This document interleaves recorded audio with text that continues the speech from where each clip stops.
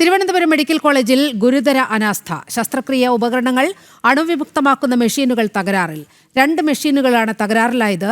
നിലവിൽ ഉപകരണങ്ങൾ SAT ആശുപത്രിയിൽ എത്തിച്ചാണ് നിലവിൽ അണുവിമുക്തമാക്കുന്നത്. മെഡിക്കൽ കോളേജിൽ ഉണ്ടായിരുന്ന 4 മെഷീനുകളിൽ 2 2024 കേടായി. അവശേഷിക്കുന്ന 2 നിലവിൽ പ്രവർത്തിച്ചിരുന്നത്. ഇതും പ്രവർത്തനരഹിതമായതോടെ ശസ്ത്രക്രിയകൾ മുടങ്ങുന്ന സ്ഥിതിയായി. പ്രതിസന്ധി മറികടക്കാനായി ശസ്ത്രക്രിയകൾക്ക് ശേഷം ഉപകരണങ്ങൾ മെഡിക്കൽ കോളേജിൽ നിന്ന് SAT ആശുപത്രിയിൽ എത്തിച്ചാണ് അണുവിമുക്തമാക്കുന്നത്. ഇതിനായി മെഡിക്കൽ കോളേജിൽ നിന്ന് SATയിലേക്ക് ആംബുലൻസ് സർവീസുകളും സജ്ജമാക്കിയിട്ടുണ്ട്. 2024 കേടായ മെഷീനുകൾ ഇതുവരെ നന്നാക്കിയിട്ടില്ല. ഇതോടെയാണ് പ്രതിസന്ധി രൂക്ഷമായത്. കേടായ ഉപകരണങ്ങൾ ഉടനടി നന്നാക്കാൻ കഴിയാത്ത സ്ഥിതിയുണ്ടായാൽ രോഗികളും പ്രതിസന്ധിയിലാവും. കഴിഞ്ഞ കുറേ നാളുകളായി തിരുവനന്തപുരം മെഡിക്കൽ കോളേജ് കടുത്ത പ്രതിസന്ധിയിലൂടെയാണ് കടന്നുപോകുന്നത്. ആവശ്യത്തിന് ശസ്ത്രക്രിയാ ഉപകരണങ്ങൾ ഇല്ലാത്തതിനെ തുടർന്ന് ശസ്ത്രക്രിയകൾ മുടങ്ങിയ സാഹചര്യത്തിൽ വകുപ്പ് മേധാവിയായ ഡോക്ടർക്ക് പരസ്യമായി പ്രതികരിക്കേണ്ട സ്ഥിതി ഉണ്ടാകുകയും ചെയ്തിരുന്നു. ഇത് വലിയ വിവാദങ്ങൾക്കാണ് വഴിവെച്ചിരുന്നത്. ജനം, തിരുവനന്തപുരം.